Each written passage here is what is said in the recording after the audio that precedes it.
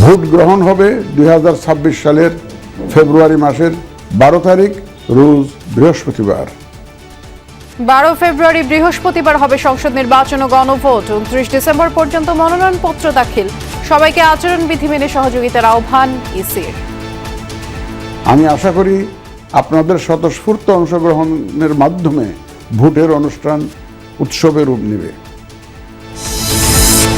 তফসিলে সন্তুষ্ট বিএনপি, স্বাগত জানিয়েছে জামায়াত এনসিপিও। উন্মোচিত হবে নতুন দিগন্ত, আশা নেতাদের। নির্বাচন যে তফসিল ঘোষণা হয়েছে তাতে আমরা মোটামুটিভাবে সন্তুষ্ট। শব্দের একটা এদিক ওদিক থাকতে পারে, সে বিষয়গুলো আমি খুব বেশি বড় করে দেখি না। নির্বাচন কমিশনের উপর যে দায়িত্ব, সেই দায়িত্ব পালনে তারা সর্বোচ্চ দায়িত্বশীলতার ভূমিকা তারা পালন করবেন। কোনো ধরনের কোনো দুর্বলতা, ত্রুটি বিচ্যুতি যাতে না থাকে, আমরা সেটা প্রত্যাশা করি। সরকার এবং নির্বাচন কমিশনকে ধন্যবাদ এবং স্বাগত জানাচ্ছি যে তারা ইলেকশনের তফসিল ঘোষণা করে। ভোটে জয়ী হলে দল নয়, জনগণের সরকার গঠন করবে বিএনপি। মন্তব্য তারেক রহমানের। মিথ্যা বলে দেশবাসীকে বিভ্রান্ত করছে কেউ কেউ। দেশ এবং মানুষকে ঘিরে এই পরিকল্পনার কথাগুলো মানুষের কাছে পৌঁছে দিতে হবে। মানুষকে এর পক্ষে মানুষকে সচেতন করতে হবে। ভোটের পর নির্বাচিত সরকার চাইলে পদত্যাগ করবেন রাষ্ট্রপতি। যমুনা টেলিভিশনকে জানালেন পরবর্তী সংসদ নেতার অভিপ্রায়কে স্বাগত জানাবেন তিনি। If the elected party, those who form government, if they request me to quit, then I will honor. Asif মাহফুজকে উপদেষ্টা পরিষদের আনুষ্ঠানিক বিদায়। ছেড়ে যাওয়া মন্ত্রণালয়গুলোর দায়িত্ব পুনর্বন্টন করলেন ডক্টর মোহাম্মদ ইউনূস।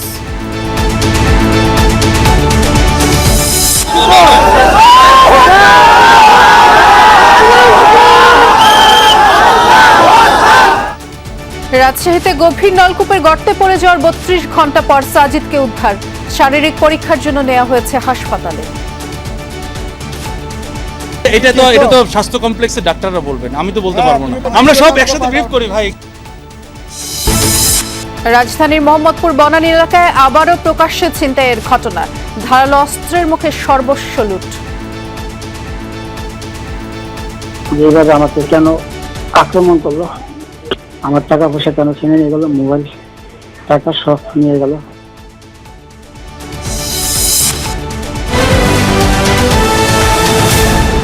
বহুল কাঙ্ক্ষিত ত্রয়োদশ জাতীয় সংসদ নির্বাচন ও গণভোট আগামী 12 ফেব্রুয়ারি। এবার 1 ঘন্টা বাড়ানো হয়েছে ভোট গ্রহণের সময়। মনোনয়নপত্র জমা দেওয়া যাবে 29 ডিসেম্বর পর্যন্ত, আর প্রার্থীরা প্রচার করতে পারবেন 22 জানুয়ারি থেকে 10 ফেব্রুয়ারি পর্যন্ত। বৃহস্পতিবার সন্ধ্যায় জাতির উদ্দেশ্যে ভাষণে জাতীয় নির্বাচনের তফসিল ঘোষণা করেন প্রধান নির্বাচন কমিশনার AMM নাসির উদ্দিন। বলেন, এবারের নির্বাচন ভাবমূর্তি পুনরুদ্ধারের সুযোগ। রাজনৈতিক দলগুলোকে আচরণবিধি মেনে চলার আহ্বান জানান তিনি। কবে হবে নির্বাচন, আদৌ হবে কিনা, এমন প্রশ্ন জল্পনা কল্পনায় বেশ কিছুদিন ধরে। অবশেষে তার অবসান হলো। ঘোষণা করা হয়েছে জাতীয় নির্বাচনের তফসিল। বৃহস্পতিবার সন্ধ্যা 6টায় জাতির উদ্দেশ্যে ভাষণ দেন CEC AMM নাসির উদ্দিন। সেখানে তিনি তফসিলের বিস্তারিত তুলে ধরেন। জানান, এবার মোট ভোটার সংখ্যা 12,76,95,000, পুরুষ ভোটার 6,48,14,000 ও নারী ভোটার 6,28,79,000। আগামী 2026 সালের ফেব্রুয়ারি মাসের 12 তারিখ রোজ বৃহস্পতিবার 300 আসনে ত্রয়োদশ জাতীয় সংসদ সাধারণ নির্বাচন এবং একই সাথে জুলাই জাতীয় সনদ সংবিধান সংস্কার বাস্তবায়ন আদেশ 2025-এর উপর গণভোট অনুষ্ঠিত হবে। তফসিলে মনোনয়নপত্র জমা দেওয়ার সময় দেওয়া হয়েছে 18 দিন। প্রার্থীরা 19 দিন সময় পাবেন প্রচারণার জন্য। এবার অনলাইনে মনোনয়নপত্র জমা দেওয়ার পদ্ধতি বাতিল করেছে ইসি। বাড়ানো হয়েছে জামানত। হলফনামায় মিথ্যা তথ্য দিলে বাতিল হবে প্রার্থিতা ও সংসদ সদস্য পদ। প্রার্থী ও দলগুলোর আচরণবিধি মানার বিষয়েও কঠোর নির্বাচন কমিশন। আসুন আমরা আচরণবিধি মেনে একটি শান্তিপূর্ণ ও উৎসবমুখর নির্বাচন নিশ্চিত করি। শান্তিপূর্ণ সহাবস্থান এবং পারস্পরিক শ্রদ্ধা নিশ্চিত করে ভোটারদের বিশ্বাস ও আস্থা অর্জনই হোক আপনাদের লক্ষ্য। জোটবদ্ধ হলেও নিজ প্রতীকে নির্বাচন করতে হবে এবার। আদালত কাউকে পলাতক ঘোষণা করলে প্রার্থী হতে পারবেন না, নতুন বিধান যুক্ত করা হয়েছে আরপিওতে। কোথাও অনিয়ম হলে প্রয়োজনে পুরো আসনের ভোট বাতিল করতে পারবে কমিশন। যে কোনো ভয়ভীতি, প্রলোভন, প্রবঞ্চনা এবং সীমাবদ্ধতার ঊর্ধ্বে উঠে নিঃসংকোচে আপনাদের ভোটাধিকার প্রয়োগ করুন। আপনাদের নিরাপদ ও উৎসবমুখর অংশগ্রহণ নিশ্চিতকল্পে সংশ্লিষ্ট সকল প্রতিষ্ঠান ও বাহিনী কাজ করবে।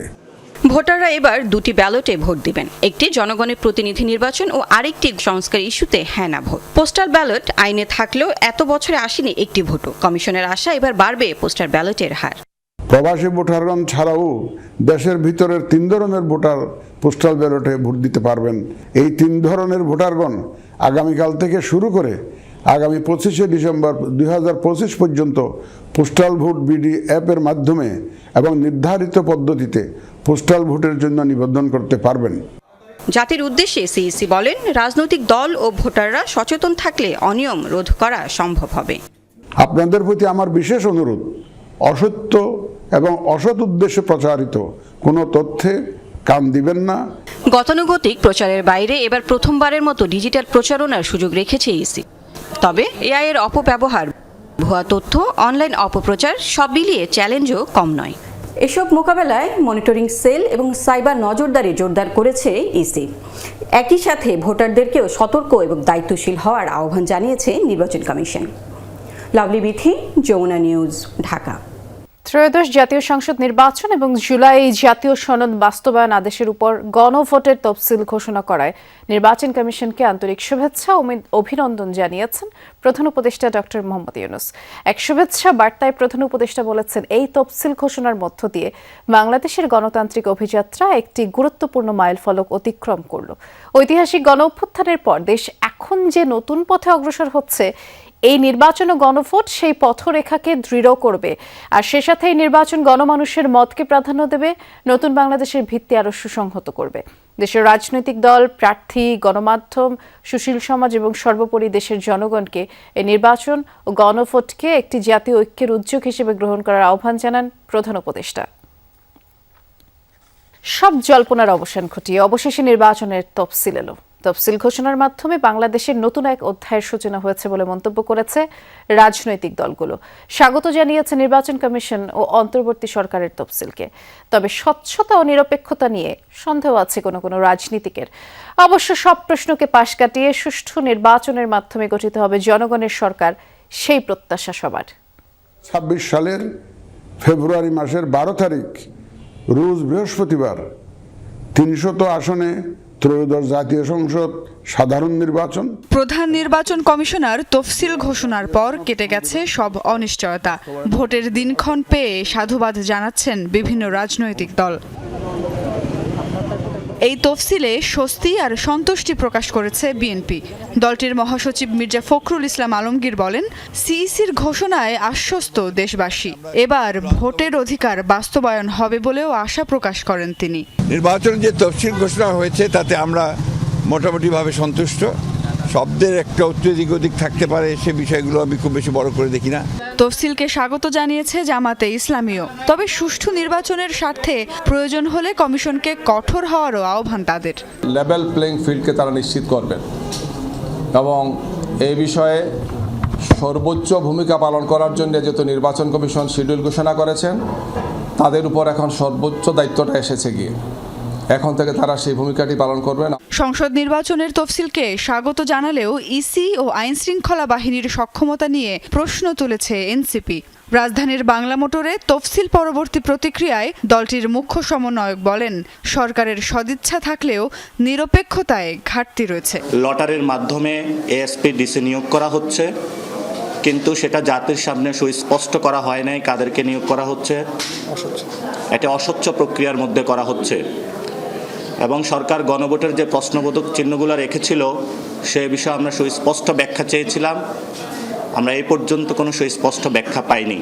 তফসিলকে স্বাগত জানিয়ে বিপ্লবী ওয়ার্কার্স পার্টির সাধারণ সম্পাদক বলেন, ভোটারদের অংশগ্রহণ থাকলে নির্বাচন গ্রহণযোগ্যতা পাবে। প্রতিক্রিয়া জানিয়েছে গণ অধিকার পরিষদও।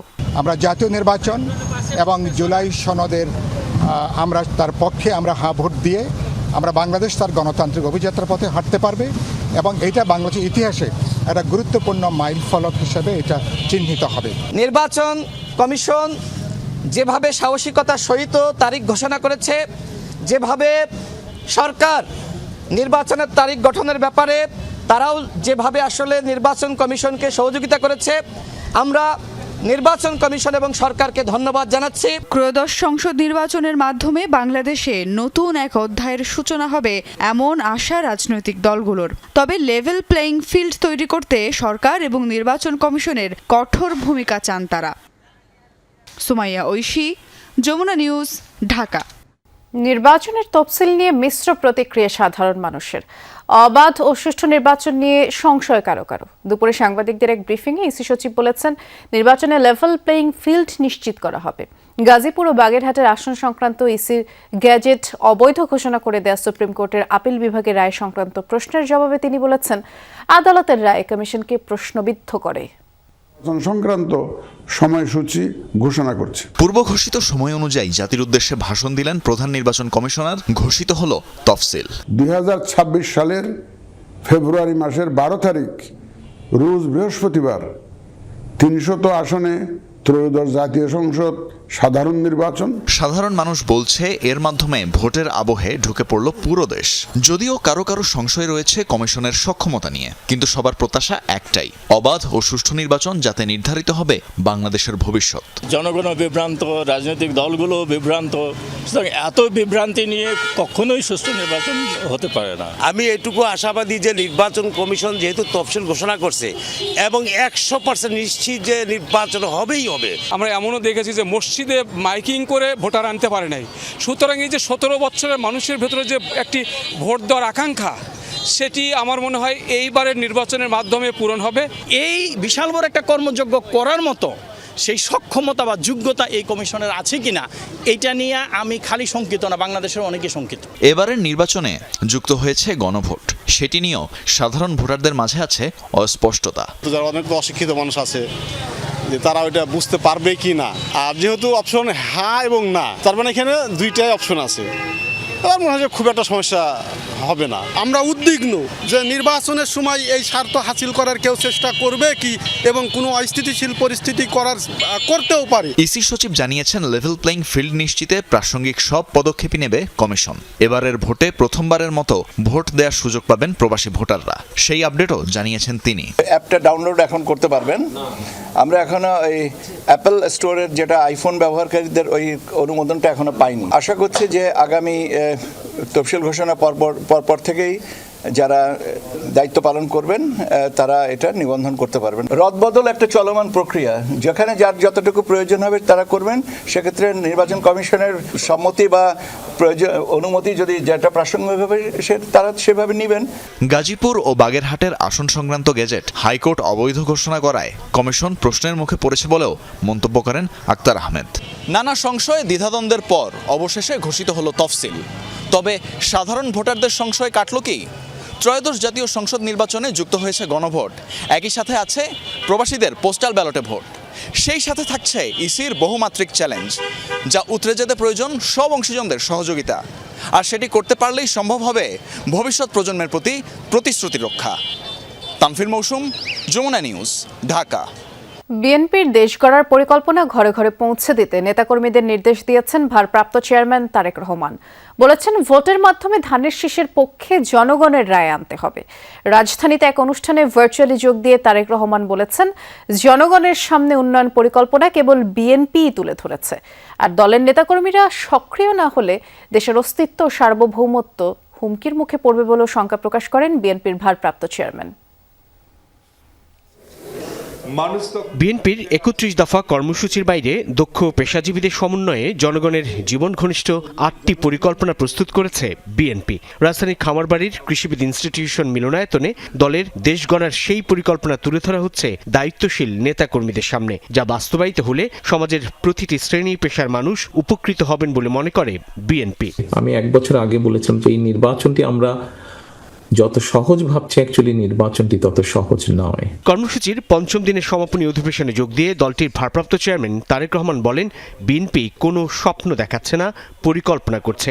যে আমার মা আমাদের সকলের নেত্রী দেশনেত্রী খালেদা জিয়ার শারীরিক কি অবস্থা, বা এটা বলে আমি আমার নিজের কষ্টের কথাই বলতে পারতাম আপনাদের কাছে, আমি কিন্তু সেটা আপনাদের সামনে তুলে ধরছি না। দেশকে সামনের দিকে এগিয়ে নিয়ে যাওয়ার যে মৌলিক পরিকল্পনাগুলো, মৌলিক বিষয়গুলো, এগুলো বিএনপি ছাড়া আর কে বলছে? কেউ বলছে না। কিন্তু আর মানুষকে এর পক্ষে মানুষকে সচেতন করতে হবে এবং সচেতন করার মাধ্যমে মানুষের রায় আনতে হবে নির্বাচনের দিন, ভোটের দিন। কিন্তু বিএনপির যাবতীয় পরিকল্পনা বাস্তবে রূপ দিতে হলে জনসমর্থন প্রয়োজন। সেজন্য নেতাকর্মীদের উদ্যোগী হওয়ার তাগিদ দিয়ে ঘরে ঘরে মাঠে মাঠে যাওয়ার আহ্বান জানান তারেক রহমান। জনগণের প্রতিনিধিত্ব করতে হবে, জনগণ যাতে আস্থা রাখতে পারে আমাদের উপরে, আমাদেরকে সেভাবে নিজেদেরকে গড়ে তুলতে হবে। মিটিং করে করে বললে হবে না, ছোট ছোট গ্রুপ করে ঘরে ঘরে যেতে হবে, মাঠে মাঠে যেতে হবে। কে কয়বার ক্ষমতায় থাকবে আর কাকে কিভাবে আমরা সাইজ করব, রাজনীতির ভাষায় বললাম, এটি যদি আমরা চিন্তা করতে থাকি তাহলে তো হবে না। আপনাকে তো দেশ নিয়ে পরিকল্পনা করতে হবে। হরদম মিথ্যে কথা বলে একটি পক্ষ মানুষকে বিভ্রান্ত করার চেষ্টা করছে বলেও মন্তব্য করেন বিএনপির ভারপ্রাপ্ত চেয়ারম্যান। অন্যরা কিন্তু হরদম বিভিন্ন রকম মিথ্যা কথা বলে মানুষকে বিভ্রান্ত করার চেষ্টা করছে না? বিভ্রান্ত করা, আপনার মিথ্যা কথা বলার কোনো প্রয়োজন নেই। এখনো যদি আমরা সিরিয়াস না হই, সামনে এই দেশের অস্তিত্ব, সার্বভৌমত্ব হুমকির সম্মুখীন হবে যদি আমরা, এবং এটা একমাত্র বাঁচাতে পারে গণতন্ত্র। ইনশাল্লাহ আপনারাই পারবেন আগামী দিনের যে ষড়যন্ত্র আছে সেটিকেও মোকাবেলা করতে গণতন্ত্রের ভিত্তি স্থাপনের মধ্য দিয়ে। তারেক রহমান বলেন, ভবিষ্যৎ প্রজন্মের কথা ভেবে শিক্ষকদের প্রশিক্ষিত করতে one teacher one tap policy গ্রহণ করবে বিএনপি সরকার। জনগণের সমর্থনে সরকার গঠনের সুযোগ পেতে ধানের শীষের পক্ষে কাজ করতে নেতাকর্মীদের নির্দেশও দেন তারেক রহমান। আপনার সামনে থাকবে ধানের শীষ, আপনার সামনে কোনো ব্যক্তি থাকবে না। সাইফুদ্দিন রবিন, যমুনা নিউজ, ঢাকা। ভোটের পর নির্বাচিত সরকার চাইলে পদত্যাগ করবেন রাষ্ট্রপতি মোহাম্মদ শাহাবুদ্দিন। যমুনা টিভিকে তিনি জানিয়েছেন, নতুন সরকারের চাওয়া না চাওয়ার উপর নির্ভর করবে তার পদে থাকা। পরবর্তী সংসদ নেতার অভিপ্রায়কে স্বাগত জানাবেন তিনি। সহকর্মী আলমগীর স্বপনের রিপোর্ট। গণঅভ্যুত্থানে ক্ষমতাচ্যুত আওয়ামী লীগ সরকারের আমলে দেশের 22তম রাষ্ট্রপতি হিসেবে নিয়োগ পান মোহাম্মদ শাহাবুদ্দিন। দায়িত্ব গ্রহণ করেন 2023 সালের 24 এপ্রিল। তার দায়িত্বে 15 মাসে জুলাই বিপ্লবে পতন ঘটে আওয়ামী লীগ সরকারের। প্রধানমন্ত্রীর পদত্যাগ। রাষ্ট্রপতি শাহাবুদ্দিনের অধীনে শপথ নেয় ডক্টর মোহাম্মদ ইউনূসের নেতৃত্বাধীন অন্তর্বর্তী সরকার। এই সরকারের 17 মাসের দায়িত্বকালে ঘোষিত হয়েছে জাতীয় নির্বাচনের তফসিল। এদিনই রয়টার্সে প্রকাশ হলো নির্বাচনের পর রাষ্ট্রপতি মোহাম্মদ শাহাবুদ্দিনের পদত্যাগের খবর। এ নিয়ে যমুনা টেলিভিশনকে রাষ্ট্রপতি জানান, ভোটের পর নির্বাচিত সরকার চাইলে পদত্যাগ করবেন তিনি।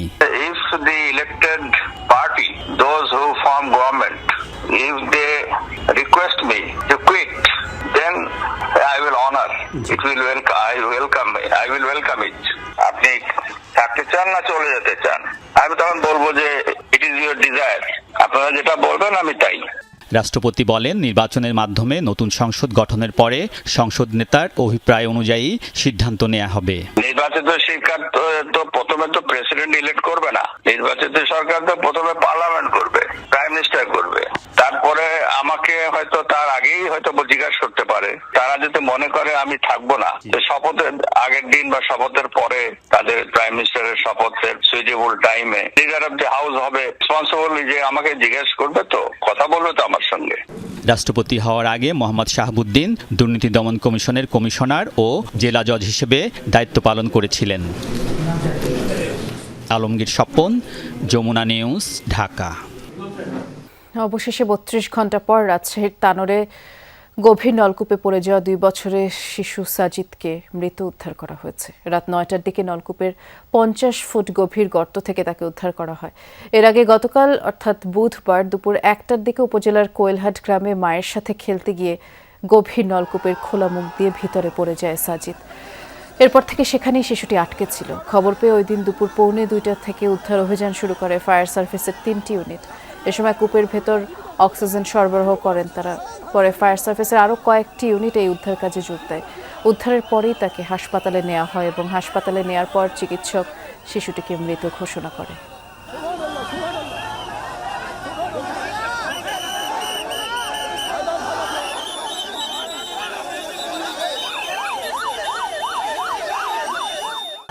আমরা তো ভিকটিম পেয়েছি, কিন্তু আমরা এখন বিস্তারিত বিবরণ দিয়ে আমরা ডিটেল একটা বিবরণ দিব, প্রেস রিলিজ হবে এবং সবকিছু করব। আমরা রাজশাহী যাচ্ছি, সহকর্মী তারেক মাহমুদ অপেক্ষা করছেন আমাদের জন্য। তারেক, শিশুটিকে উদ্ধারের পর তো আসলে সবাই একটি আশাই করেছিল হয়তো শিশুটি বেঁচে আছে। কিছুক্ষণ আগেই আমরা ব্রিফিংটি শুনছিলাম এবং যেমনটি জানা হলো যে হাসপাতালে পাঠানোর পর কর্তব্যরত চিকিৎসক শিশুটিকে মৃত ঘোষণা করে। আমরা একটু জানতে চাই আপনার কাছে এ বিষয়ে সবশেষ কি তথ্য আছে, ফায়ার সার্ভিসের পক্ষ থেকে ব্রিফিংয়ে আর কি কি জানানো হলো?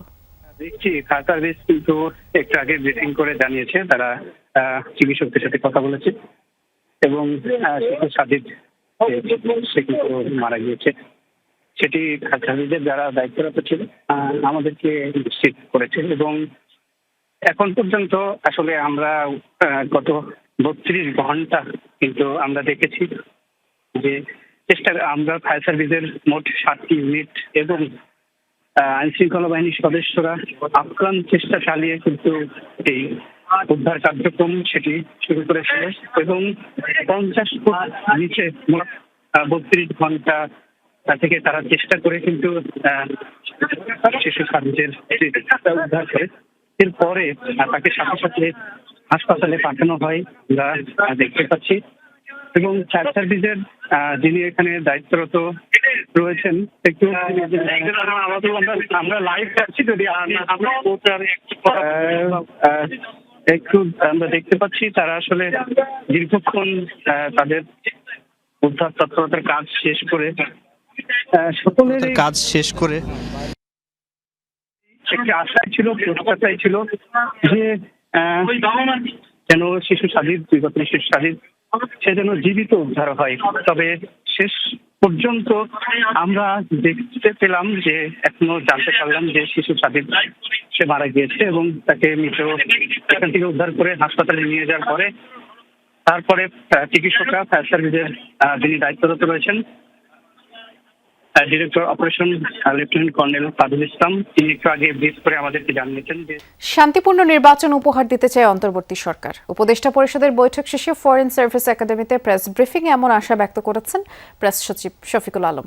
এদিকে পদত্যাগ করা 2 ছাত্র উপদেষ্টার 3 দপ্তর পুনর্বণ্টন করে প্রজ্ঞাপন জারি করা হয়েছে। নতুন দায়িত্বপ্রাপ্ত তথ্য উপদেষ্টা রিজওয়ানা হাসান এর আগে বলেছেন, সংস্কার কতটা বাস্তবায়ন হবে তা নির্ভর করবে নির্বাচিত সরকারের উপর।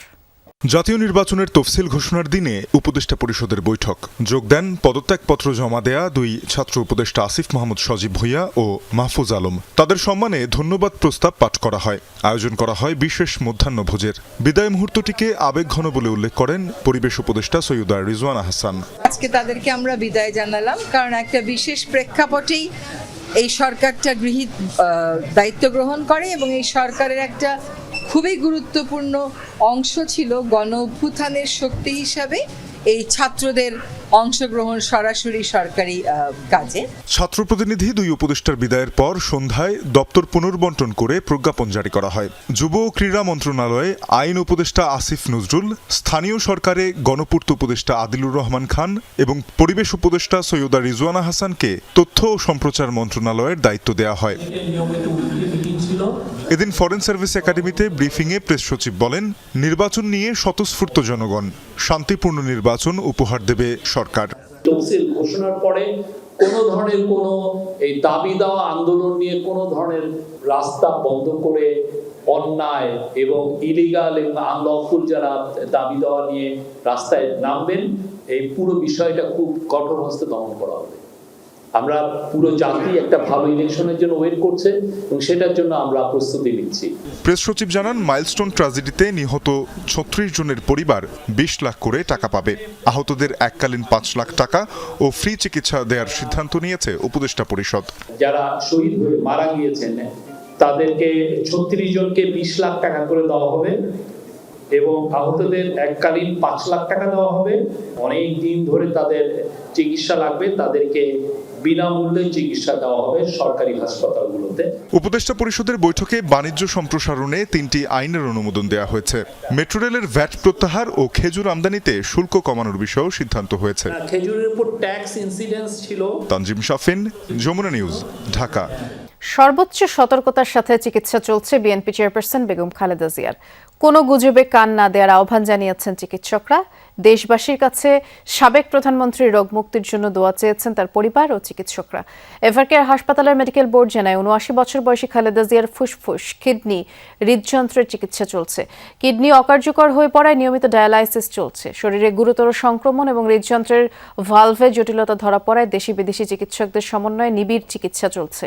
এর পাশাপাশি রক্তে সংক্রমণ, রক্তক্ষরণজনিত সমস্যায় তাকে রক্ত দেওয়া হচ্ছে। শরীরে গুরুতর ইনফেকশনের কারণে তাকে উন্নত অ্যান্টিবায়োটিক এবং অ্যান্টিফাঙ্গাল চিকিৎসা দেওয়া হচ্ছে। পঞ্চদশ সংশোধনী রায়ের বিরুদ্ধে চূড়ান্ত আপিল শুনানি আগামী নির্বাচনের পর হবে বলে জানিয়েছেন আপিল বিভাগ। বৃহস্পতিবার প্রধান বিচারপতি সৈয়দ রেফাত আহমেদের নেতৃত্বাধীন আপিল বেঞ্চ আগামী ৫ মার্চ শুনানির দিন ধার্য করে। সকালে পঞ্চদশ সংশোধনীর হাইকোর্টের রায়ের বিরুদ্ধে আপিল বিভাগে শুনানি শুরু করে রাষ্ট্রপক্ষ। শুনানিতে সংশোধনীর কিছু বিষয়ে পরবর্তী সংসদের হাতে ছেড়ে দেওয়া উচিত বলে আপিল বিভাগকে জানালেন অ্যাটর্নি জেনারেল মোহাম্মদ আসাদুজ্জামান। বলেন, প্রশ্ন ওঠে এমন রায় চান না। আর বিএনপির আইনজীবীরা বলেন, দেশের মানুষ নির্বাচনমুখী, 2 মাস পর নির্বাচন। এখন পঞ্চদশ সংশোধনী পুরোপুরি বাতিল করলে পরবর্তী সংসদের জন্য সংস্কারে জটিলতা তৈরি হবে। আর সংবিধানের পরবর্তী সংশোধনী মুক্তিযুদ্ধের বিষয়গুলো অক্ষুণ্ণ রাখার আহ্বান জানান ব্যারিস্টার সারা হোসেন। আওয়ামী লীগ সরকারের সময় তত্ত্বাবধায়ক সরকার ব্যবস্থা এবং গণভোট পদ্ধতি বাতিল করে সংবিধানের পঞ্চদশ সংশোধনী আনা হয়েছিল। পরে সেটিকে আংশিক বাতিল করেছে হাইকোর্টের একটি বেঞ্চ। আদালত মনে করেছে যে আমরা যদি এই মুহূর্তে কোনো সিদ্ধান্ত দেই সেটা বাইন্ডিং হয়ে যাবে পার্লামেন্টের উপরে। কেননা আদালত হলো সুপ্রিম এবং জুডিশিয়ারি একটা নর্মস আছে। জুডিশিয়ারির যে জাজমেন্ট, জুডিশিয়ারি যে ভার্ডিক্ট দেবেন সেই ভার্ডিক্টের উপরেই পার্লামেন্টকেও থাকতে হবে। কোর্টকে বোঝানোর চেষ্টা করেছি যে সংসদ যেই বিষয়টা দেখবে আর আদালত যেটা দেখবে সে দুটো সম্পূর্ণ ভিন্ন বিষয়। আদালত দেখবেন যে পঞ্চদশ সংশোধনীটা সঠিকভাবে পাশ হয়েছে। তত্ত্বাবধায়ক সরকার কার্যকরী করতে হলে পঞ্চদশ সংশোধনীর বেশ কটি ধারা বিলুপ্ত করতে হবে। সেগুলো নিয়ে কিন্তু এখন শুনানি আর শেষ হয়নি, সেগুলো একটা অস্পষ্ট অবস্থায় রয়ে গেছে। কোনোভাবেই নিয়ন্ত্রণে আনা যাচ্ছে না ছিনতাই ডাকাতির ঘটনা।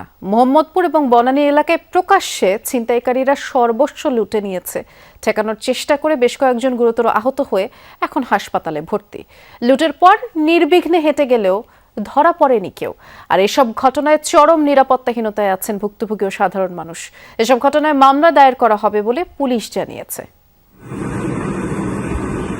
ফিল্মি কায়দায় হামলা, দিনে বা রাতে নিরাপত্তা নেই নগরবাসীর। বুধবার রাতেও ধারালো অস্ত্র দিয়ে প্রকাশ্যে ছিনতাই দেখতে হলো মোহাম্মদপুরবাসীকে। সিসি ক্যামেরার ফুটেজে দেখা যায় ঢাকা হাউজিং এলাকায় হেঁটে বাসায় ফিরছিলেন ব্যবসায়ী মোহাম্মদ সোরাব। হঠাৎ অপর পাশ থেকে 30 থেকে 35 জনের একটি জটলাকে আসতে দেখেন তার দিকে। মিছিল মনে করে দাঁড়িয়ে থাকেন সেখানেই। কোনো কিছু বুঝে ওঠার আগেই তার উপর এলোপাতাড়ি হামলা শুরু করে দলটি। আমি হাইটে আসতেছিলাম, তো দেখলাম যে অনেকগুলো 35-40 জন লোক আসতেছে, অনেক জোর করেও না, এরকমই আর কি। তা আমি চললাম মিছিল টাইপের। তা আমি চিন্তা করলাম যে আমি দাঁড়াই, মিছিল চলে যাব। এর মধ্যে আমি দাঁড়াইছি আর আমাকে ভাবে আমার তো হামলা দিয়া কুবাইয়া লাঠিটা পিটাইয়া। সোরাবের দাবি, সাথে থাকা কয়েক লাখ টাকা আর মোবাইল ছিনিয়ে নেয় হামলাকারীরা। উদ্ধার করে তাকে হাসপাতালে নিয়ে যায় স্থানীয়রা। এ ঘটনার জন্য স্থানীয় যুবদল নেতার অনুসারী রাকিব হোসেন বিশালকে দায়ী করছেন সোরাব। আমি শেষ 2 জনের চিনি, আমাদের এই এলাকায়, ছাত্র এলাকায় আছে রাকিব, বাকি সব তো ফুটেছে দেখাই যায়। আমি তার কোনো দল করি না বা কোনো কিছু করি না। তো টাকা ছিল 10 লাখ, আর মানি ব্যাগে ছিল, মানি ব্যাগে তো ওই খুচরা টাকা টোকা থাকে, হয়তো 4-5 হাজার টাকা অনুমানিক থাকতে পারে। এই আর 2টা মোবাইল ছিল। মামলা করছি। এর আগে 8 ডিসেম্বরের একটি ফুটেজে দেখা যায় দুর্বৃত্তরা একটি দোকানে ঢুকে লণ্ডভণ্ড করছে সবকিছু। এ সময় দোকানে থাকা এক নারীও হেনস্থার শিকার হন। দুর্বৃত্তদের হাতে এ সময় ধারালো অস্ত্র দেখা যায়। এদিকে বুধবার রাতে বনানী এলাকায় ট্রাফিক জ্যামে আটকা পড়া একটি প্রাইভেট কারে হানা দেয় 2 ছিনতাইকারী। সবার চোখের সামনে ধারালো অস্ত্র ঠেকিয়ে ছিনতাইয়ের পর নির্বিঘ্নে হেঁটে চলে যায় তারা। একের পর এক এমন ঘটনায় আতঙ্ক ছড়ালেও অপরাধীদের ধরতে পুলিশের নির্বিকার ভূমিকায় ক্ষোভ জানিয়েছে রাজধানীবাসী। তানভীর সিদ্দিক টিপু, যমুনা নিউজ, ঢাকা। ভারতের অরুণাচলে সড়ক দুর্ঘটনায় অন্তত 22 জনের মৃত্যু হয়েছে। সোমবার ভারত চীন সীমান্ত সংলগ্ন পাহাড়ি রাস্তায় শ্রমিকবাহী একটি ট্রাক গভীর খাদে পড়ে যায়, তাতে এই হতাহতের ঘটনা ঘটে। ট্রাকে আসামের তিনসুকিয়া জেলা থেকে অরুণাচল প্রদেশে সড়ক নির্মাণের কাজে গিয়েছিলেন শ্রমিকরা। পাহাড়ি বাঁক নিতে যাওয়ার সময় ট্রাকটি নিয়ন্ত্রণ হারিয়ে আনজাও জেলার রাস্তা থেকে প্রায় 1000 ফুট নিচে পড়ে যায়। দুর্ঘটনাটি সোমবার ঘটলেও আহত অবস্থায় একজনকে জীবিত ব্যক্তি সদর শহরে পৌঁছানোর পর প্রকাশ্যে আসে এই দুর্ঘটনাটি। গুরুতর আহত ওই ব্যক্তিকে উদ্ধার করে আসামে চিকিৎসার জন্য পাঠানো হয়েছে। তল্লাশি উদ্ধার অভিযান পরিচালনার জন্য আসামের ডিব্রুগড় থেকে জাতীয় দুর্যোগ মোকাবেলা দলকে পাঠানো হয়েছে অরুণাচল প্রদেশে। এর পাশাপাশি স্থানীয় পুলিশ ও সেনাবাহিনীকেও উদ্ধার কাজে নামানো হয়েছে। জাপান ও দক্ষিণ কোরিয়ার মধ্যবর্তী তাকেশিমা দ্বীপকে নিজস্ব ভূখণ্ড বলে দাবি করেছেন জাপানের প্রধানমন্ত্রী সানায়ে তাকাইচি। তিনি বলেন, ঐতিহাসিকভাবে এই দ্বীপ জাপানের অংশ। ঐতিহাসিক তথ্য এবং আন্তর্জাতিক আইনের ভিত্তিতে স্পষ্টতই জাপানের একটি অঞ্চল তাকেশিমা দ্বীপ। আমাদের অঞ্চল কেউ নিজেদের বলে দাবি করলে আমরা অবশ্যই দৃঢ়ভাবে প্রতিক্রিয়া জানাবো।